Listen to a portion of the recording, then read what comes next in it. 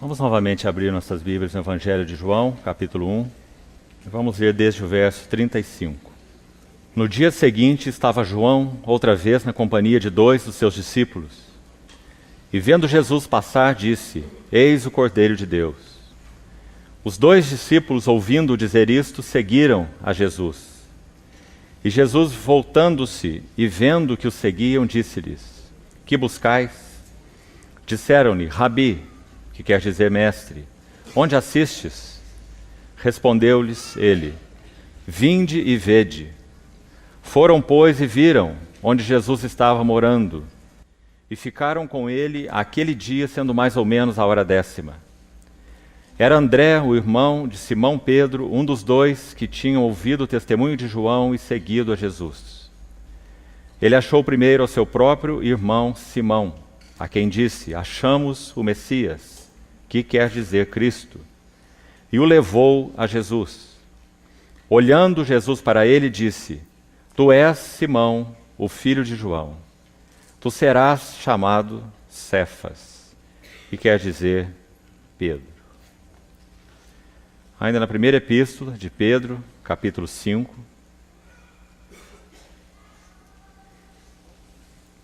verso 1. Rogo, pois, aos presbíteros que há entre vós, eu, presbítero como eles, e testemunha dos sofrimentos de Cristo, e ainda coparticipante da glória que há de ser revelada.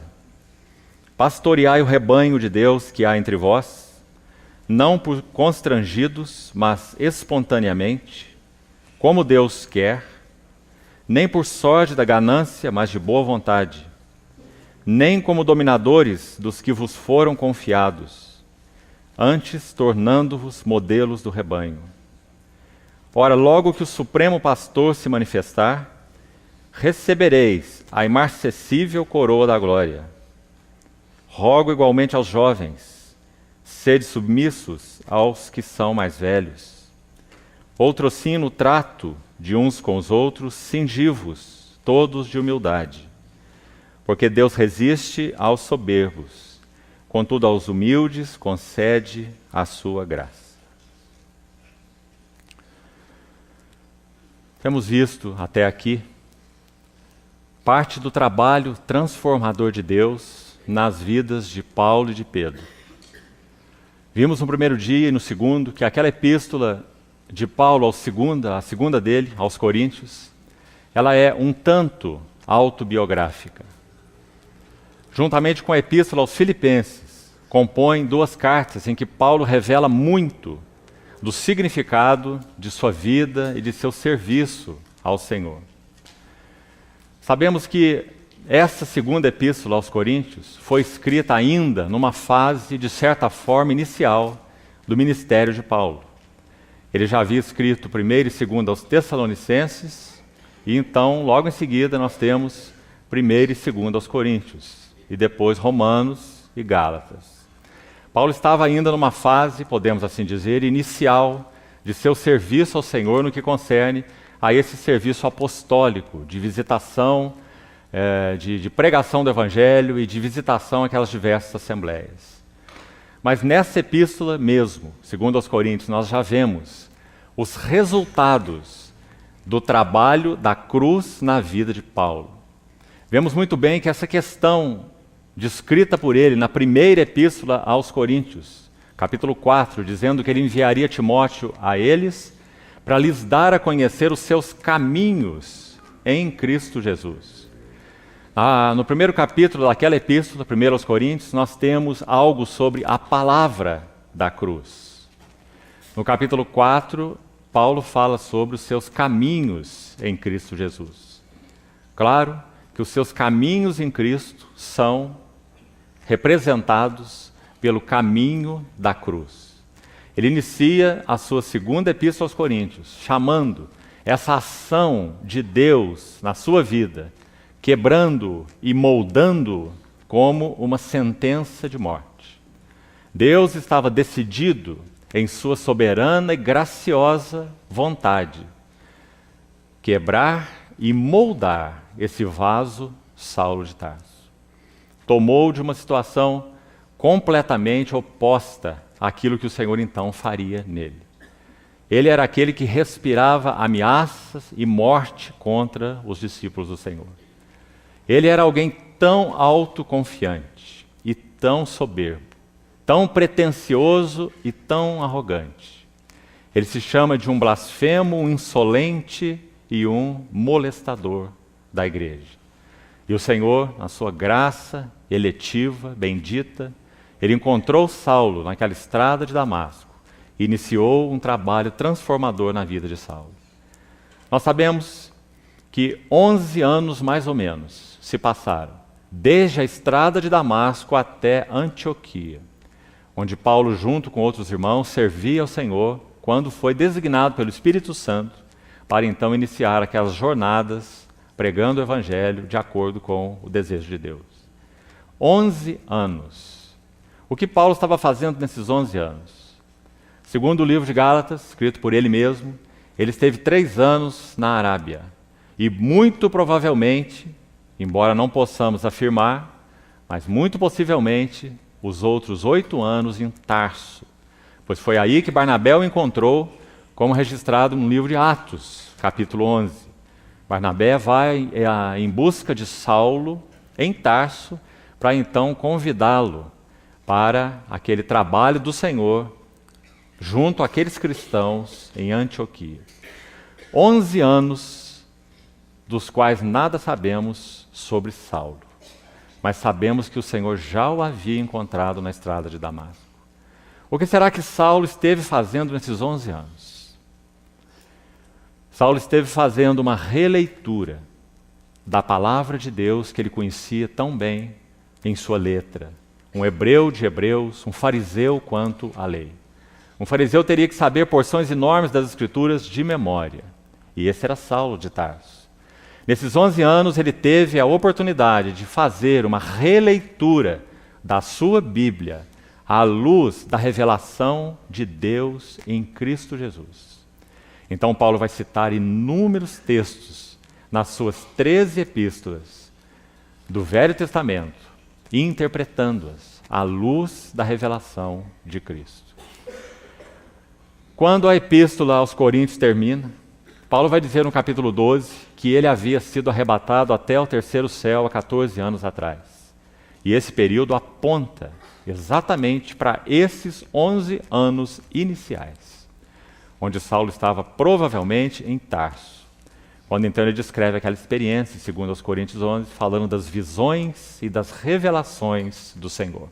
O Senhor iria confiar muito a Saulo. E para que o Senhor pudesse confiar essa revelação do mistério de Deus e de Cristo a Saulo, ele teria que forjar esse vaso como ele forjou. Enquanto Saulo estava nesse paraíso, como ele descreve, no terceiro céu, ouvindo coisas inefáveis, às quais não é lícito ao homem referir, se no corpo ou fora do corpo não sei, Deus o sabe, ele diz, sabemos que ele estava preservado ali da soberba. Ele estava na presença imediata de Deus. No corpo ou fora do corpo eu não o sei. Que experiência é essa? Mas, ao final dessa experiência, era-lhe necessário receber um espinho na carne, um preventivo de Deus contra a soberba de Saulo. Então ele orou 3 vezes ao Senhor pedindo que afastasse dele esse espinho. E ouviu a mesma resposta: minha graça te basta, porque o meu poder se aperfeiçoa, se evidencia, se completa, é na fraqueza. Então ele vai dizer: eu, pois, me gloriarei nas minhas fraquezas, para que sobre mim repouse o poder de Deus. E claramente ele diz: para que eu não me ensoberbecesse com a grandeza das revelações, foi-me dado um espinho na carne. Então, irmãos, que carta preciosa essa epístola segunda aos Coríntios. Nós vemos ali, então, o resultado do trabalho da cruz na vida de Paulo. Se na primeira epístola nós vemos a falta do trabalho da cruz na Assembleia de Corinto, na segunda epístola nós temos as consequências do trabalho da cruz na vida de Paulo. Então, pelo menos 12 características você vai encontrar nessa epístola, que seriam evidências dessa genuína liderança espiritual na vida de Paulo. Como o Senhor molda-nos para que possamos representá-lo. Isso é liderança espiritual. Representá-lo em qualquer nível, seja no nível doméstico, conjugal, familiar, no nível em direção ao mundo, entre a igreja e o corpo de Cristo. Fomos todos chamados para representar ao Senhor Jesus. Então o Senhor tomou Saulo e tornou um vaso representável. Então ele pôde dizer: nós levamos a todo lugar a fragrância do seu conhecimento. É por meio de nós. Você pode também traduzir aquela expressão de uma maneira ainda mais forte, por causa de nós, e nós já explicamos isso. Deus fez um trabalho em Saulo de Tarso. Ele não era um vaso descartável, que fazia uma obra e permanecia o mesmo. Não.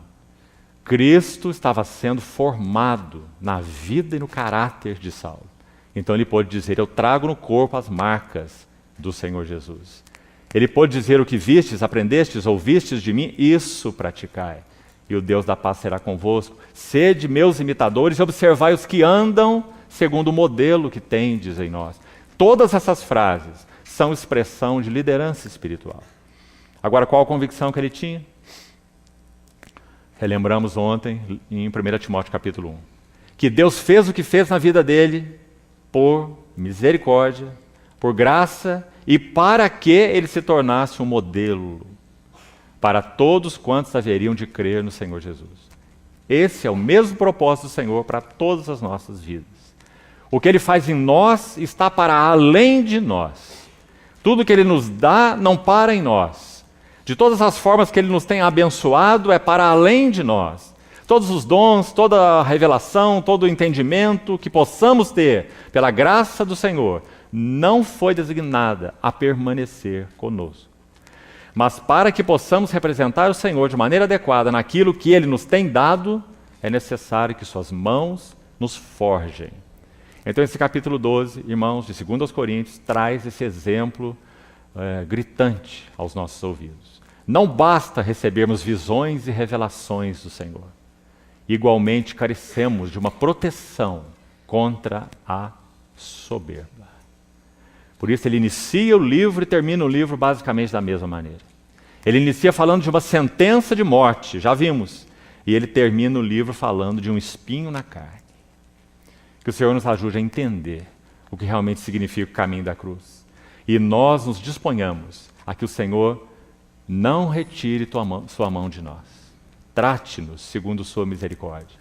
Use pessoas e circunstâncias para que então nossas vidas sejam modeladas, para que não confiemos em nós mesmos, mas no Deus que ressuscita os mortos. Na vida de Pedro, o mesmo processo. O Senhor mais uma vez tomou o autoconfiante Pedro, aquele que depois de praticamente 3 anos e meio de discipulado a Cristo, ainda era capaz de dizer que ele nunca o negaria. E que ele seria capaz de ir até o fim e até a morte juntamente com o Senhor. Mas agora, quando ele escreve essas suas epístolas, 1 e 2 Pedro, essas 2 epístolas muito provavelmente foram escritas entre os anos 64 e 68. Lembrando-nos que o apóstolo Paulo partiu para o Senhor, possivelmente decapitado durante o império de Nero, em torno do ano 67 ou 68. Foi exatamente nesse período em que Pedro escreveu as suas 2 epístolas. E agora Pedro é um ancião. E ele tem 2 rogos. Agora o velho Pedro, aquele que conheceu tão profundamente esse trabalho da cruz e esse caminho da cruz. Agora ele tem 2 rogos na sua epístola. Em primeiro lugar, se você examinar essa epístola com cuidado, você vai ver que há 2 palavras que saltam nessa epístola e que nunca no nosso dicionário nós colocaríamos juntas. E Pedro o faz, porque ele conhecia o significado do caminho da cruz. Sofrimento é uma das palavras-chave da primeira epístola de Pedro. E glória é a outra palavra-chave. Sofrimento e glória, para nós em polos tão distantes, Pedro os coloca como cara e coroa de uma mesma moeda. Ele diz assim no capítulo 4, verso 12: Amados, não estranheis o fogo ardente que surge no meio de vós, destinado a provar-vos. O que Pedro quer dizer com isso? Quando você acorda de manhã, tenha uma certeza. Se você tem programas, costuma fazer programas para o seu dia, então coloque a primeira ordem do dia, todos os dias: sofrimentos, provações. Não estranheis o fogo ardente que surge no meio de vós, destinado a provar-vos, como se uma coisa extraordinária, fora da ordem do dia, vos estivesse acontecendo. Pelo contrário, alegrai-vos na medida em que sois coparticipantes dos sofrimentos de Cristo, para que na revelação de sua glória, mais uma vez nesse texto e várias outras vezes ele faz a mesma coisa, sofrimento e glória. Participantes dos sofrimentos de Cristo, para que na revelação da sua glória vos alegreis exultando. E de novo ele vai fazer a mesma coisa no verso 14. E vai dizer: se pelo nome de Cristo sois injuriados, sofrimentos. Bem-aventurados sois, porque sobre vós repousa o Espírito da glória e de Deus. Então, em todo o tempo, na sua epístola, Pedro mantém esses dois cursos. Deus irá tratar a vida dos seus por meio de provações. E logo no capítulo 1 ele vai dizer: Ele tem um motivo. É para que o valor da vossa fé seja apurado e mais precioso que o ouro perecível, e redunde em louvor, glória e honra na revelação de Jesus Cristo. Como falamos, irmãos, Salmo 129, 3, se nossos lombos, se nosso dorso não é lavrado pelos aradores, não há como a preciosa semente da palavra de Deus penetrar nos nossos corações. Se nós queremos saber por que Deus ordena sofrimentos para a vida dos seus filhos, essa é a explicação. A semente não penetra em um solo batido. Sobre o meu lombo lavraram os aradores. Nele fizeram longos sulcos, para que então a semente da palavra tenha poder de penetração. O servo de Deus do passado disse que o sofrimento é um trombone de Deus para despertar ouvidos surdos. Louvado seja seu nome, porque cada uma das aflições que nós cristãos experimentamos são reguladas pela sua própria mão. Não vos sobreveio uma só provação que não fosse humana. Deus é fiel e não permitirá que sejais provados além das vossas forças. Mas juntamente com a provação vos proverá livramento para que possais suportar. Não é livramento para escapar das tribulações, é livramento para suportar as provações. Esse é 1 Coríntios 10, versículo 13. Então, quando Pedro faz o seu rogo, seus dois rogos, no final da sua epístola, ele tem primeiro um rogo aos mais velhos, um rogo aos anciãos e tem um rogo aos jovens. Resultado das lições que ele pôde aprender aos pés do Senhor. Então ele vai dizer, primeiro aos anciãos ele diz: rogo aos presbíteros que há entre vós, eu presbítero como eles. Ancião é a palavra aqui. No sentido oficial, são aqueles que receberam a designação do Senhor para exercer esse serviço entre os santos, chamado o governo da igreja, ou o episcopado, como Paulo usa a palavra escrevendo a Timóteo. Supervisão. Rogo aos presbíteros que há entre vós, eu presbítero como eles, e testemunha dos sofrimentos de Cristo, veja aí uma vez mais, sofrimentos de Cristo, e ainda coparticipante da glória, mais uma vez, ele coloca junto as duas palavras, a glória que há de ser revelada. Então ele diz: pastoreai o rebanho de Deus. Onde Pedro ouviu especificamente essa palavra? João capítulo 21, o texto que lemos ontem. Quando nosso Senhor, após 3 anos e meio de discipulado na vida de Pedro, ele se revela uma vez mais 10 vezes ele apareceu a testemunhas diversas após a sua ressurreição em 40 dias. Numa das vezes, o Senhor se revela no Mar da Galileia para Simão e mais 6 discípulos. Eles haviam pescado uma noite toda, mais uma vez, e nada apanharam, como o registro de Lucas 5, que já vimos. E então alguém aparece na praia, e esse alguém grita por eles, da praia. O barco estava mais ou menos 90 a 100 metros apenas da praia, 200 côvados. Então esse homem diz: filhos, tendes aí alguma coisa que comer? E eles disseram: nada. Então esse homem disse: lançai a rede à direita do barco e achareis. Então eles lançaram a rede, aquele cardume de peixes correu para aquela rede, porque quem sabe o Criador, ali na praia, deu um pequeno assovio para aquele grande cardume, e aquele cardume correu para aquela rede, encheu aquela rede de peixes. Então João tem uma percepção. Ele diz: no barco, é o Senhor. E quando João diz: é o Senhor, Pedro se desespera. O texto diz que Pedro estava despido. Então ele veste rapidamente a sua túnica e não pode esperar que aquele barquinho chegue à praia. Ele se joga na água e vai em direção ao Senhor. E pela primeira vez, Pedro não tem mais palavras. Ele sempre é cheio de palavras, até mesmo no Monte da Transfiguração. Mas agora Pedro não tem palavras. Por quê?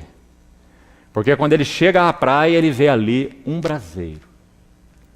E João usa diversas vezes parelhas de palavras no seu evangelho. Se você buscar o texto original e a sua concordância, que traz as palavras no original, faça esse exercício. Muitos pares de palavras, que apenas aparecem 2 vezes no evangelho de João. E quando essas palavras são postas juntas, sempre nós vemos quadros maravilhosos da vida de união com Cristo, que é a chave do pensamento de João e do seu aprendizado diante do Senhor. Braseiro é uma dessas palavras. Somente aparece 2 vezes no Evangelho. João 18, 18. Primeira vez que aparece a palavra braseiro. Pedro conseguiu que João, que era conhecido do sumo sacerdote, conseguisse para ele um salvo-conduto, para que ele entrasse por aquela porta que dava acesso ao pátio da casa do sumo sacerdote, onde nosso Senhor estava sendo julgado. João era conhecido do sumo sacerdote, e foi permitido que ele entrasse junto com o Senhor, e Pedro ficou de fora. Então João falou, mexeu ali os seus pauzinhos, e conseguiu que Pedro tivesse acesso. Então a encarregada da porta abriu para Pedro, Pedro entra e vai aquentar fogo naquele pátio, enquanto o Senhor estava sendo julgado. E ali ele nega o Senhor 3 vezes. E então, é dito que o Senhor sai da casa do sumo sacerdote, e ele não pode mais contactar Pedro, porque ele está preso, mas ele olha para Pedro. O Senhor deu um primeiro olhar para Pedro aqui em João capítulo 1. Olhando Jesus para ele, disse: tu és Simão e tu serás Pedro. Agora 3 anos e meio se passaram. E o Senhor olha de novo para Pedro, agora sem palavras. E então, esse Jesus que tem olhos como chama de fogo, faz com que aquela palavra que ele já tinha depositado no coração de Pedro, antes que o galo cante, tu me negarás 3 vezes. O Senhor faz com que aquela palavra reacenda. Porque agora a expressão usada não é mais logos, uma ideia comunicada, uma palavra falada e guardada. Mas agora o termo usado é rema. Então quando o Senhor olha para Pedro, lá da casa do sumo sacerdote, para o pátio onde Pedro estava naquele braseiro, é dito: e Pedro então se lembrou da rema do Senhor. E, caindo em si, desatou a chorar. Então Pedro chega ao fim de si mesmo. Depois, nós sabemos pelos relatos dos evangelhos que o Senhor sim se revelou a Pedro antes de João 21. Quando ele aparece aos discípulos, eles estão de portas fechadas naquele ambiente, Pedro estava lá. Mas não há nenhum registro de conversa do Senhor com Pedro. E nenhuma restauração particular do Senhor a Pedro. Mas agora nós chegamos num ponto em João 21 em que o Senhor se revela para fazer algo com Pedro. Então quando ele vai, pula daquele barco, vai à frente do barco, chega na praia e vê aquele braseiro agora foi colocado pelo Senhor. O Senhor foi quem montou aquele fogareiro na praia e havia ali peixes e pães. Quando Pedro então chega à praia, a refeição já está preparada.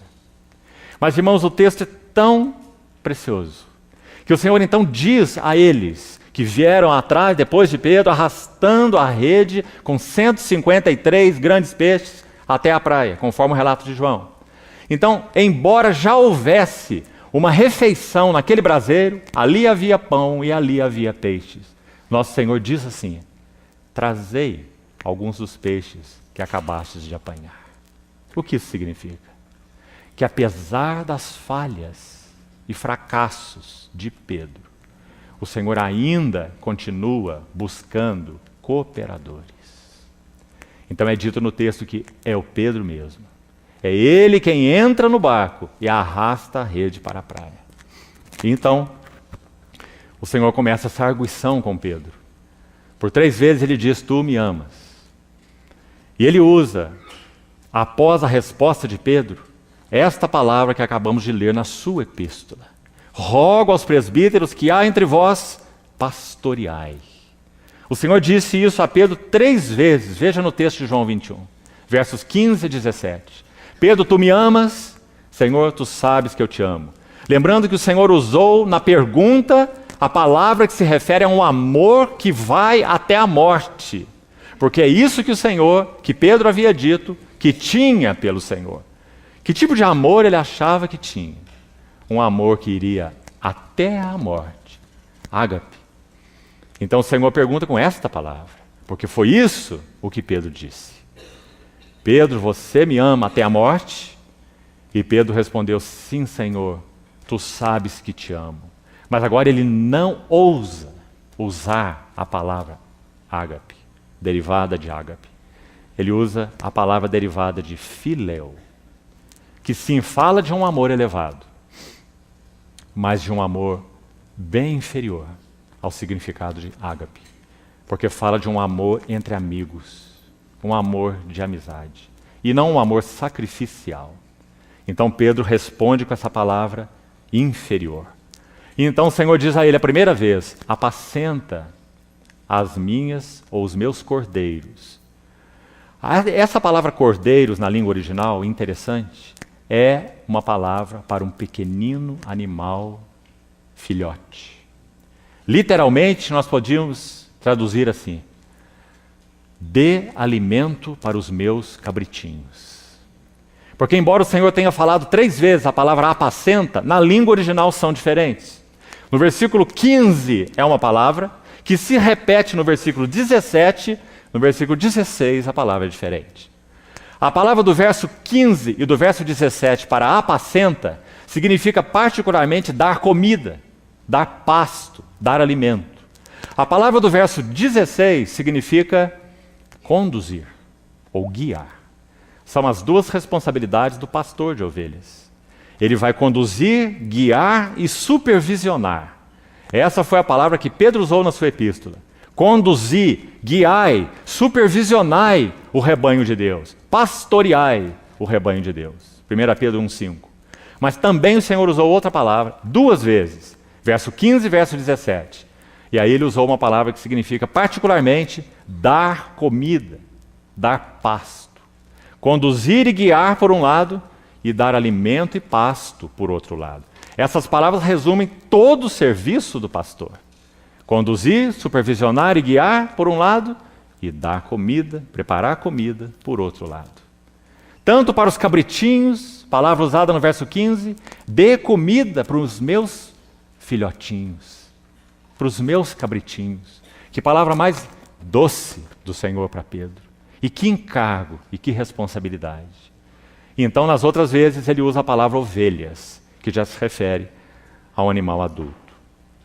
Então Pedro se lembra dessa palavra do Senhor E repete aqui na sua epístola, de uma maneira agora tão sublime, já que ele agora é o ancião Pedro, que aprendeu tantas lições diante do Senhor. Aquele que já teve a sua autoconfiança quebrada. Aquele que, como Paulo, é capaz de dizer, eu de mim mesmo nada sou, mas que também é capaz de dizer, Cristo é tudo e em todos. Então ele diz, pastoreai o rebanho de Deus, verso 2 de 1 Pedro 5. No verso 3, ele diz, não como dominadores. Aqui está uma outra palavra importante, que o ancião Pedro se lembra muito bem. Ele ouviu da boca do Senhor.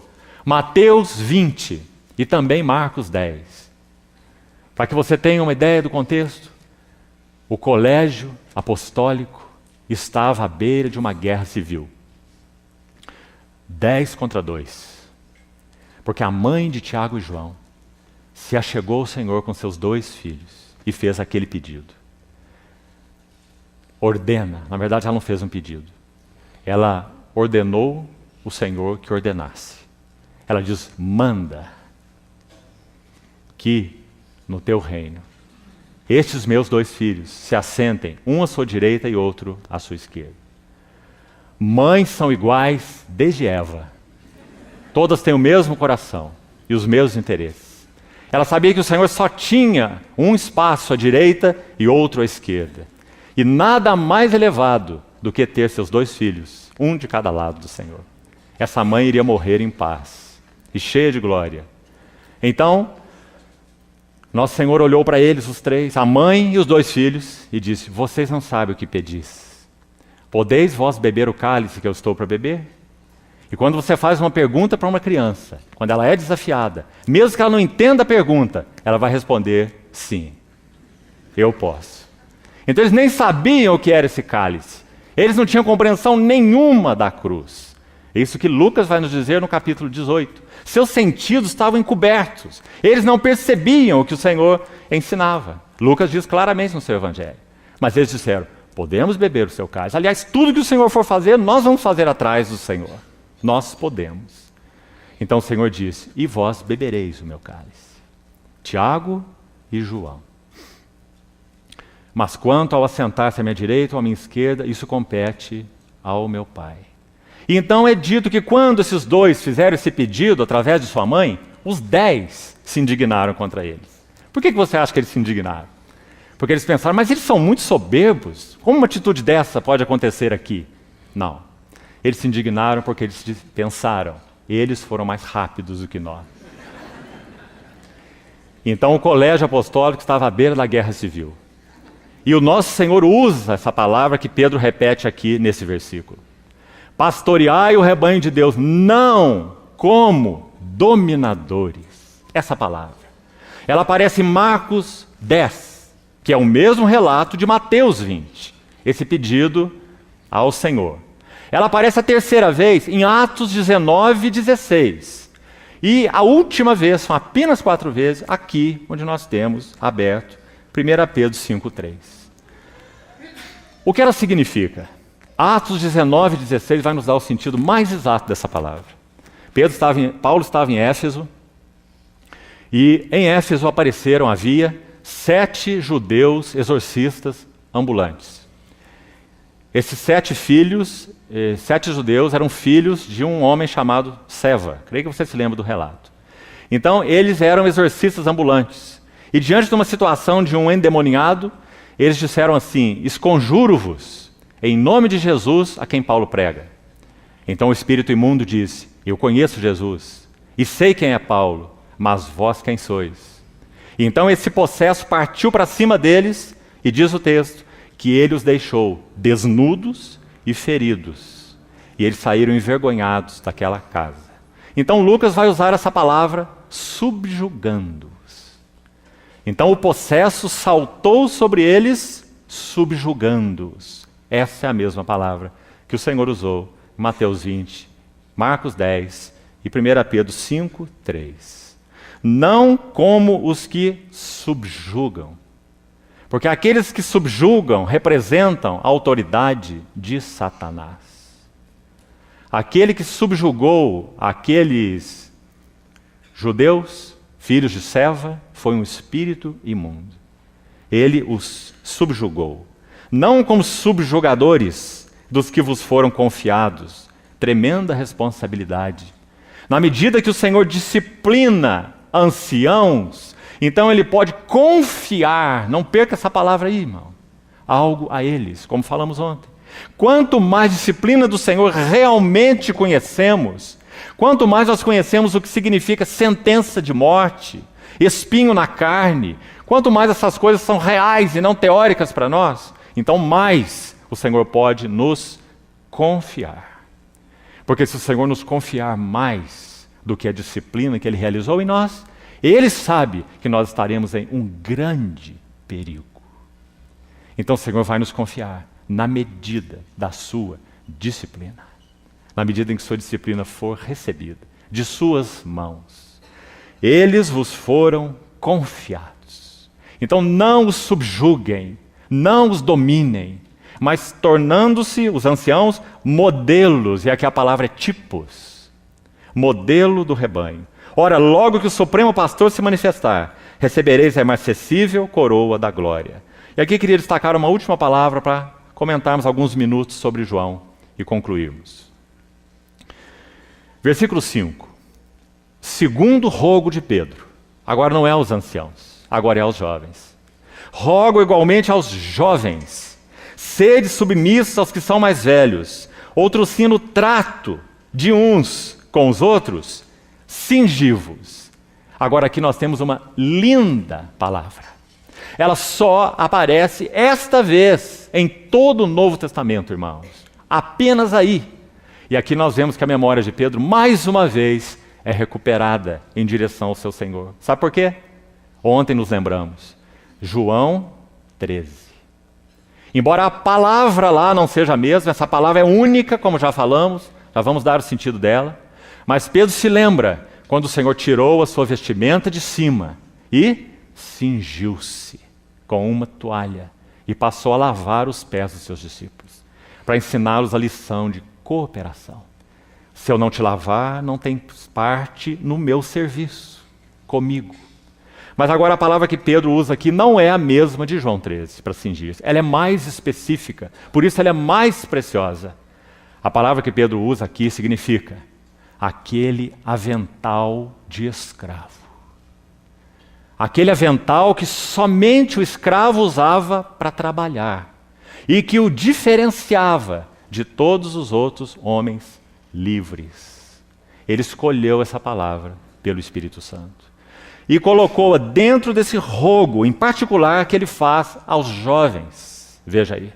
Jovens, no trato uns com os outros, vistam todos o avental do escravo. Aquele que diferencia vocês de pessoas livres para pessoas compradas. Sirvam uns aos outros com avental de escravo. Cingi-vos todos de humildade. Que palavra mais preciosa é essa? Porque Pedro aprendeu essa lição. Poucos, como Pedro, sabem que o Senhor resiste aos soberbos. Porque o Senhor resistiu a Pedro mesmo. O Senhor resiste aos soberbos, mas aos humildes Ele concede sua graça. A graça é um tema muito caro para Pedro.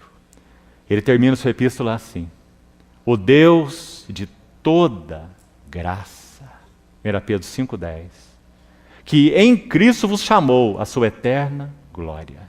Pedro sabe o que é graça, porque ele negou o Senhor e praguejou contra o nome do Senhor. Então, irmãos, o Evangelho de João começa e termina narrando as pessoas de Pedro e de João. Tanto no capítulo 1, quanto no capítulo 21. Então o texto que nós relemos no início, vamos fazer algumas considerações sobre João agora. O texto que lemos no início mostra também o primeiro encontro de João com o Senhor. Diferente do de Pedro, o Simão, que foi levado por André, o seu irmão, para o Senhor, e ouviu aquela palavra do Senhor. O Senhor olha para Pedro e diz: tu és Simão, tu serás chamado Cefas. Diferentemente dessa situação, Quando João Batista aponta para Jesus como sendo o Cordeiro de Deus, ele perde esses dois dos seus discípulos. Quanto mais Cristo é visto e apontado, menos discípulos nós temos.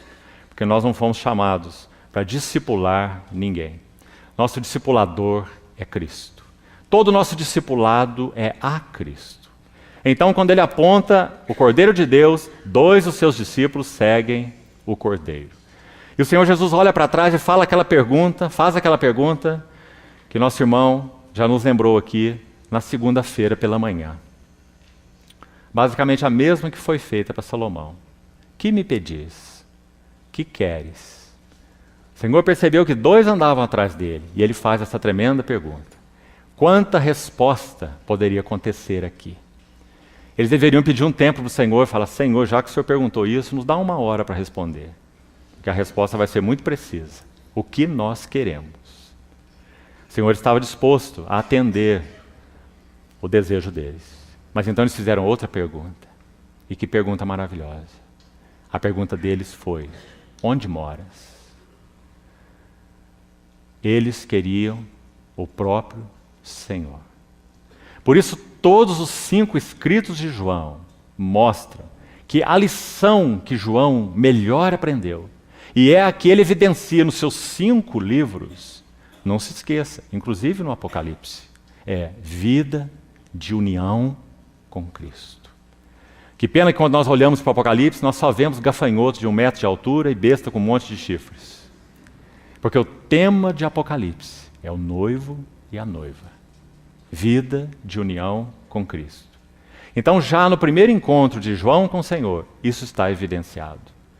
Nós falamos ontem que em torno de 103 vezes a palavra permanecer aparece em todo o Novo Testamento. Mais da metade, mais de 50 vezes, a palavra permanecer aparece nos escritos de João. Permanecer. Aqui no primeiro capítulo mesmo, por favor, abra sua Bíblia de novo, João capítulo 1. É dito no versículo 32. João testemunhou e disse, viu o Espírito Santo descer do céu como pomba e pousar. Aqui está a primeira menção dessa palavra no Evangelho. A palavra é permanecer. Traduzida aqui por pousar. Viu o Espírito Santo descer e permanecer sobre ele. De novo no verso 33, a parte final. Aquele sobre quem vires descer e permanecer o Espírito. No versículo 38, aqui já na relação de João com o Senhor Jesus, veja aí. Jesus voltando-se vendo que o seguiam, disse-lhe, que queres? E eles lhe responderam, Rabi, onde assistes? Essa mesma palavra também. Onde vives? Onde moras? Onde permaneces? Então a palavra permanecer, como João a usa, significa todas essas coisas. Significa ficar, significa pousar, significa viver, significa morar e também significa permanecer. João capítulo 15. Morai em mim e eu morarei em vós. Se eu morar em vós, se as minhas palavras morarem em vós, vivei em mim e eu viverei em vós. Permanecei em mim. Então João usa essa palavra de modo tão distinto, porque o tema de João é este. Vida de união com Cristo. Então, qual é a chave do aprendizado de João? Qual é a nota central do aprendizado de João? É essa mesmo. Vida de união com Cristo. Dentre os pares de palavras que nós falamos, que somente aparece 2 vezes no Evangelho de João, há diversas que fazem quadros da vida de união com Cristo. A palavra peito ou seio do Senhor Jesus, a palavra seio aparece em João 1,18 e em João 13,23. E faz um quadro. No capítulo 1,18, o Filho no seio do Pai. No capítulo 13,23, João no seio do Filho. Porque nós fomos chamados à comunhão de seu Filho Jesus Cristo. Fomos chamados a entrar na comunhão do Deus triuno, sem participarmos da divindade, sem sermos deificados, porque isso é impossível.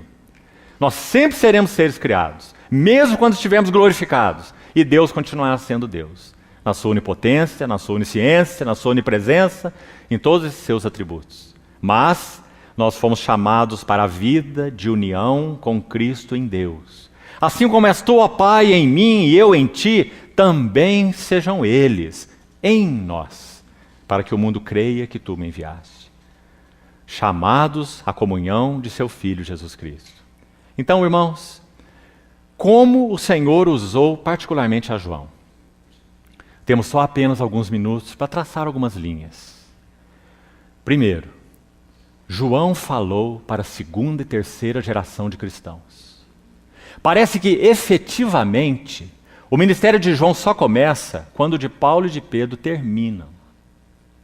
João falou à segunda e até a terceira geração de cristãos, já que ele muito provavelmente viveu mais de 90 anos.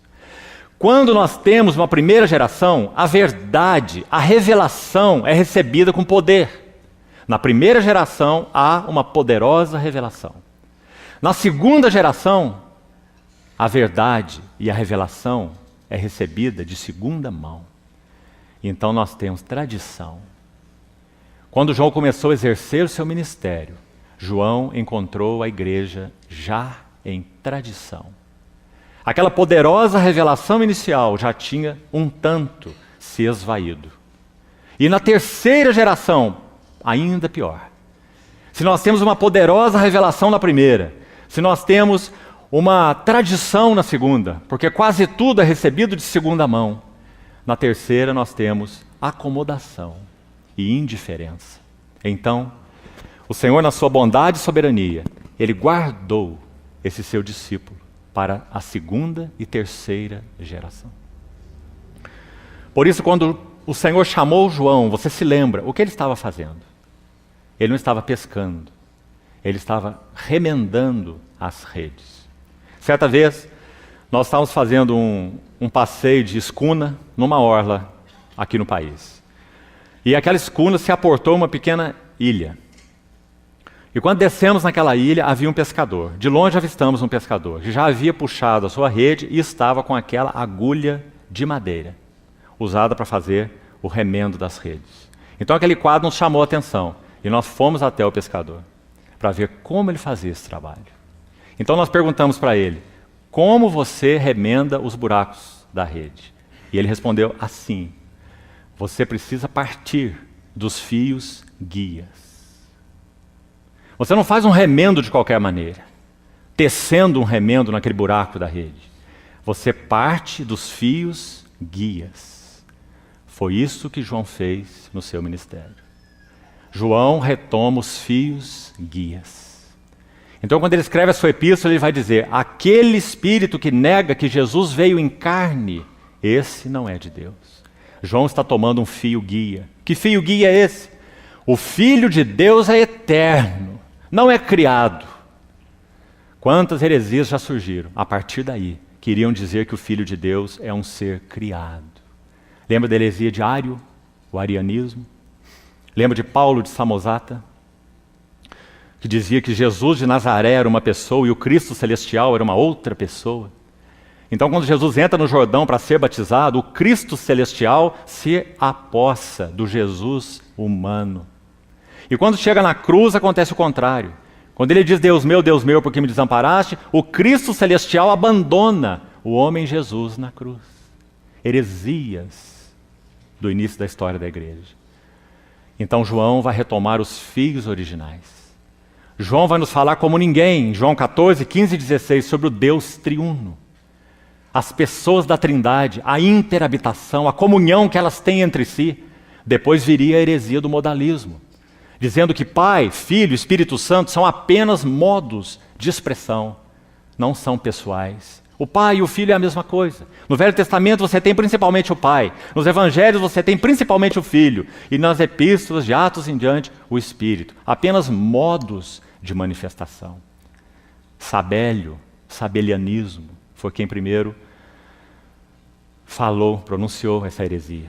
Todos viriam depois de João. Então o Senhor usou João para partir dos fios originais e remendar a rede. Essa foi uma das preocupações centrais do ministério de João. Segunda coisa, não apenas recuperar as verdades essenciais. É muito importante que a igreja esteja baseada na verdade. Se isso não acontecesse, nenhum de nós estaria aqui. A verdade de Deus já teria sido perdida por séculos atrás. Todos nós somos devedores do trabalho do Espírito Santo, levantando de novo, resgatando, trazendo luz às verdades que foram perdidas em 20 séculos. E nós estamos aqui, pela fidelidade do Espírito Santo. Então, João foi usado para recuperar essas verdades, os fundamentos da nossa fé. Mas não apenas isso, porque isso não basta. Nós podemos ter uma grande ortodoxia, conhecer todos os fundamentos da nossa fé, mas Deus usou João também para recuperar realidade espiritual. Então João vai se preocupar com a palavra realidade. Ele vai falar sobre os verdadeiros adoradores, porque há uma adoração ortodoxa, mas que não tem realidade espiritual. João vai falar sobre o verdadeiro pão do céu. João vai falar sobre a verdadeira comida e a verdadeira bebida. João vai falar sobre a videira verdadeira, porque João foi usado pelo Senhor para recuperar realidade espiritual para a segunda e terceira geração. Gerações que já haviam perdido a realidade espiritual. Então essa é uma outra nota de muita importância. Agora, quais seriam, se é que podemos selecionar, 3 pontos centrais no trabalho de João e no seu serviço ao povo de Deus? Quais seriam? Talvez, irmãos, lendo e relendo e lendo os seus escritos, talvez 3 coisas mais nos saltem. A primeira, comunhão. João, no que concerne a restaurar a realidade espiritual, João é quem fala da comunhão como ninguém. Nós fomos chamados à comunhão do Pai e do Filho Jesus Cristo. Essas coisas vos escrevo, para que vossa alegria seja completa. Aquilo que vimos, apalpamos, conhecemos, contemplamos do verbo da vida, e a vida se manifestou, isso nós anunciamos, para que vós igualmente mantenhais comunhão conosco. Ora, nossa comunhão é com o Pai e com o seu Filho. Aquela que era uma comunhão exclusiva, uma comunhão secreta, uma comunhão velada, bendita, plena, agora foi aberta e estendida para aqueles que foram chamados pelo Senhor, para que eles sejam um como nós somos. Pai, a minha vontade é que onde eu estou, onde Ele está? João capítulo 1, verso 18. O Filho, Deus unigênito, está no seio do Pai, que o revelou. E João 17, 24. Pai, a minha vontade é que onde eu estou, no teu seio, onde eu estou, estejam também comigo os que me deste, para que vejam a minha glória. Glória que me conferiste porque me amaste antes da fundação do mundo. Não é maravilhoso, irmãos? Então João usa a palavra comunhão de um modo tão definido e tão precioso. Ele vê que a comunhão começa em Deus, que a comunhão é algo eterno, é algo de Deus, inviolável. Ninguém entra nessa comunhão. É a comunhão do Pai, do Filho e do Espírito Santo. Mas então ele vai registrar só ele, aquilo que é chamado de Santo dos Santos da Bíblia. João 17. Quando o sumo sacerdote está orando ao seu Pai, está tendo também um rogo ao seu Pai. Não rogo pelo mundo, mas pelos que me deste do mundo, porque são teus. Pai, que eles sejam um conosco, como tu és em mim e eu sou em ti. Sejam eles em nós. O que é isso? Comunhão. Então essa é uma das palavras mais significativas no que concerne ao ministério de João, por causa da sua realidade espiritual. Segundo, João fala sobre o ensino da unção. 1 João 2:20, um texto muito conhecido dos irmãos, diz assim: vós possuís a unção que vem do Santo, e todos tendes conhecimento. Interessante que essa palavra conhecimento, na maior parte dos usos no Novo Testamento, ela vem da palavra gnosis. Gnosis, conhecimento. Mas a palavra que João usa aí não é gnosis. Vós possuís a unção que vem do Santo, e João não está apontando para conhecimento, gnose, saber. Ele está apontando para percepção espiritual.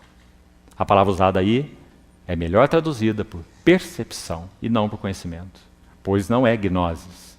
Vós possuís unção que vem do santo e todos tendes percepção. Que percepção é essa? Vá para o verso 27 dessa mesma epístola, 1 João 2, 27. Ele vai dizer, a unção, de novo, a unção que dele recebestes permanece. A sua palavra importante. Fica em vós, mora em vós, habita em vós. A unção que dele recebestes permanece em vós. E não tendes necessidade de que alguém vos ensine. Mas essa unção que permanece em vós, que é verdadeira, não é falsa, ela vos ensina a respeito de todas as coisas. Graças a Deus pelo ensino da unção. E já tem sido relembrado por nós nesses dias, que esse ensino é um cicio suave e tranquilo. Por isso a palavra usada não é gnosis, mas é percepção. Temos tido ouvidos para perceber o ensino da unção, o ensino interior. Irmãos, se não o temos, para usar uma figura, é como dirigir um carro com o freio de mão puxado. Isso já aconteceu com você? Quando você dirige um veículo com o freio de mão puxado, primeira sensação que você tem, o carro não desenvolve. Não vai.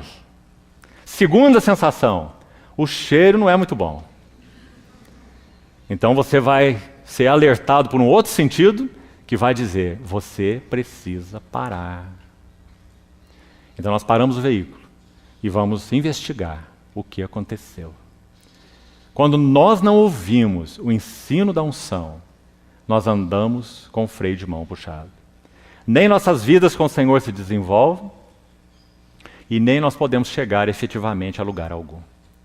Então, o Espírito Santo, na grande maioria das vezes, é certo que em ocasiões aqui ou ali, ele fala de modo diferente. Mas na grande maioria das vezes, na normalidade, esse é o ensino da unção. Um cicio suave e tranquilo. Lembre-se de Elias em sua caverna. O Senhor não estava no vento, o Senhor não estava no fogo, o Senhor não estava no terremoto. Mas sim naquele cicio suave e tranquilo. Esse é o ensino da unção. Então, quando esse ensino da unção fala ao nosso homem interior, você precisa parar. Você precisa parar de falar. Você precisa parar com este relacionamento.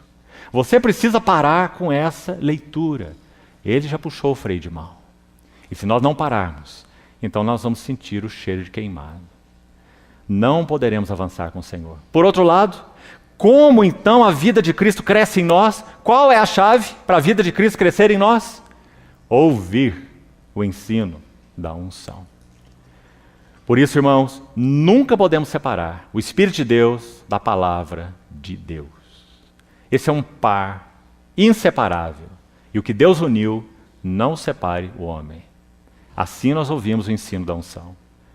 Agora, um terceiro aspecto. Comunhão primeiro, ensino da unção segundo, e um terceiro aspecto, não por ordem de importância. Todos os três estão no mesmo nível. E creio que uma terceira ênfase sublime no ministério de João seria amor. Se nós não amarmos uns aos outros, de que vale qualquer coisa? De que valem nossos relacionamentos? De que vale a reunião da igreja? De que vale nos juntarmos para ouvir a palavra do Senhor? Se nós vivemos a morder e a devorar uns aos outros. Palavras de Paulo aos Gálatas.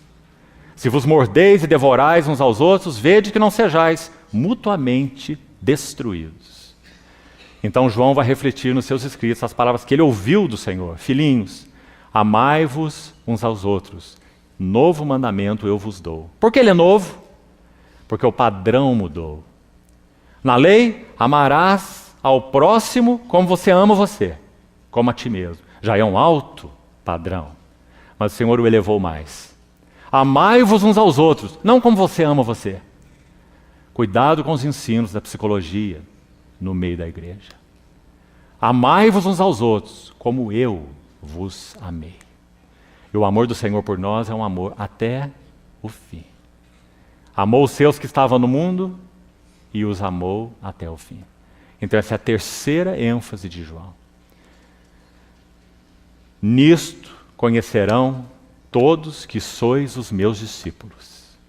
Não em teres conhecimento, não em serem ortodoxos, não em teres labor e perseverança, mas se tiverdes amor uns para com os outros. Então essa é a terceira ênfase importante de João. Agora, irmãos, precisamos concluir. Abra, por favor, em Apocalipse capítulo 1, e aqui nós vamos terminar. João aprendeu uma tremenda lição em Patmos. E creio que com a ajuda do Senhor, antes que encerremos, precisamos ouvir essa lição, como João aprendeu. Apocalipse capítulo 1.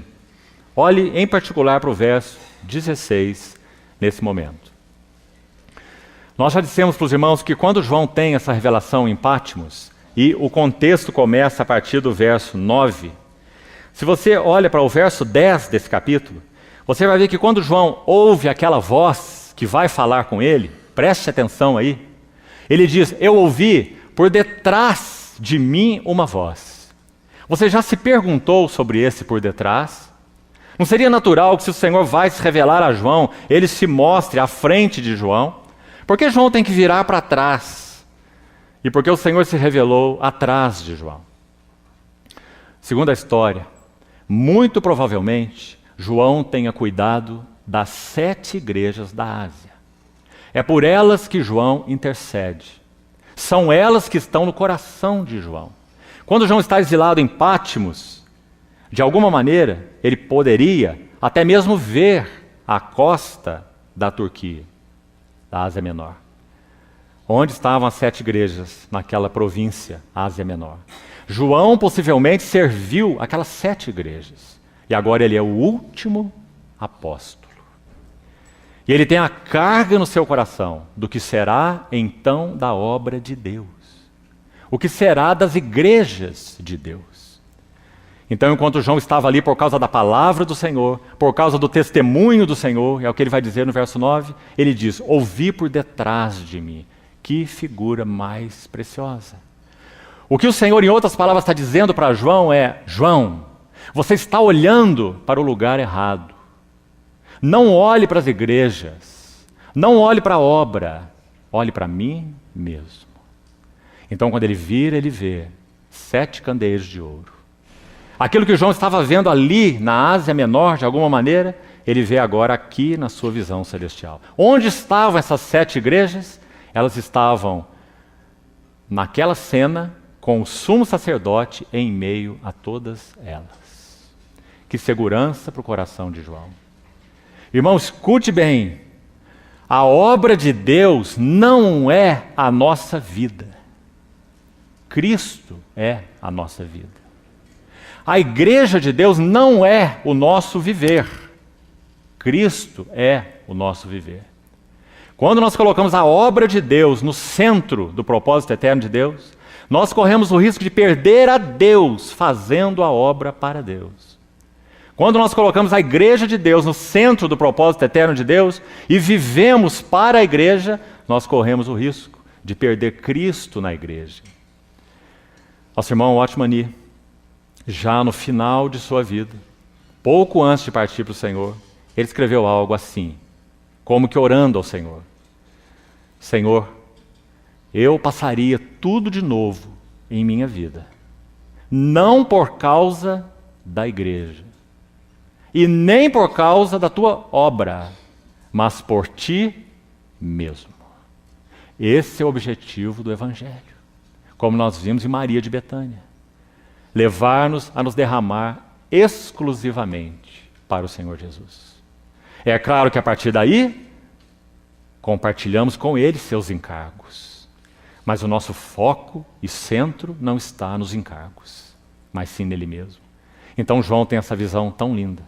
Enquanto ele orava para cá, intercedia aqui, visualizava ali a obra de Deus, para onde vai a obra de Deus, para onde vão as igrejas de Deus, eu sou o último apóstolo, o apóstolo do Cordeiro, o último deles. Então ele tem que virar atrás, para ver o sumo sacerdote no meio dos 7 candeeiros de ouro. Que visão, irmãos, que conforto, que segurança, que descanso para João. E o verso 16, o que acontece no verso 16? Veja a cena. Ele vê que esse semelhante a filho do homem, olhe bem para o quadro. Esse semelhante a filho do homem tem na sua destra, na sua mão direita, 7 estrelas.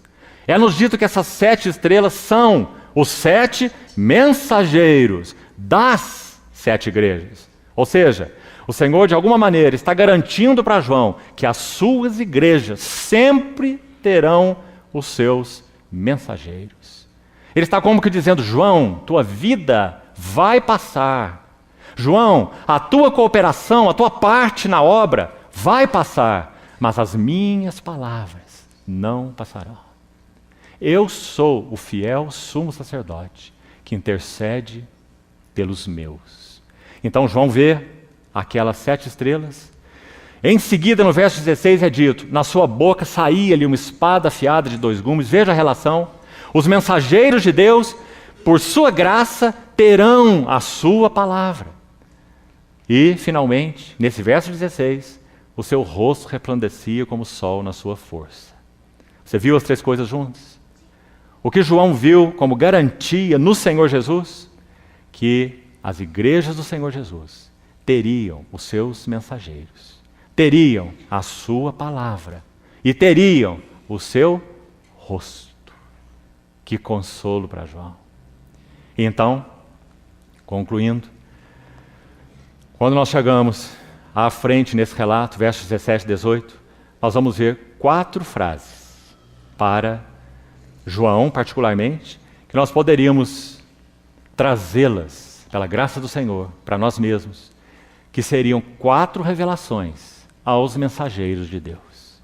Se o Senhor tem nos dado a graça de sermos cooperadores com o Espírito Santo em encher todas as coisas com Cristo e encher Cristo com todas as coisas, esse é o ministério do Espírito Santo, então nós precisamos dessas 4 revelações que estão aí nos versos seguintes. A primeira delas é: não temas. Ó, queridos irmãos e irmãs, quanto nós tendemos a achar que o rebanho é nosso, que a obra é nossa.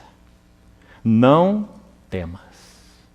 Lembre-se que o Senhor falou isso depois que João teve aquela visão. Os mensageiros, a palavra, a face do Senhor. No verso 16. Então ele ouve: não temas. Ele cai aos pés do Senhor como morto. E então ele é tocado pela sua mão direita. E a primeira frase que ele ouve é a respeito do não temas. A segunda: eu sou o primeiro e o último. O que o Senhor quis dizer com isso para João? Aquele que começou a boa obra há de concluí-la até o dia de Cristo Jesus. Eu sou o primeiro, eu sou o último. Eu edificarei a minha igreja. Eu sou o Alfa e o Ômega. Essa é a segunda revelação. A terceira: eu sou aquele que vive. Por que João precisava ouvir isso? Porque João já estava às portas de partir para o Senhor. Então ele ouviu do Senhor: eu sou aquele que vive. As palavras do autor de Hebreus 7:25, por isso ele pode salvar totalmente os que por ele se chegam a Deus, porque ele vive para interceder por eles. Eu sou aquele que vive. Estive morto, mas eis que estou vivo pelos séculos dos séculos. E a quarta e última revelação: eu tenho nas mãos as chaves da morte e do inferno. Então João é lembrado que as portas do inferno não prevalecerão contra a igreja do Senhor. 4 grandes revelações. Um grande aprendizado de João em Pátimos. Então somos tão gratos ao Senhor, amados irmãos, porque ele tomou um filho do trovão, de um espírito tão diferente do dele, nosso Senhor, e moldou João de tal maneira que nós podemos ser tão ajudados pela sua vida, pelos seus escritos. Então que o Senhor siga, não apenas nos dando entendimento do que temos compartilhado, mas sobretudo nos ajude a experimentarmos as verdades que temos então partilhado nesses dias. Que disponhamos nossos corações para que o Senhor execute em nós essa obra, em nós, para que nós possamos ser seus cooperadores na obra dele, naquilo que ele nos designar. Senhor, guarde nossos corações, que nosso foco seja realmente ele mesmo, não sua obra, não suas igrejas, não seus interesses, mas ele mesmo. E a partir dele, na medida daquilo que ele nos tem confiado. Senhor, continue sendo gracioso conosco, assim oramos. Amém.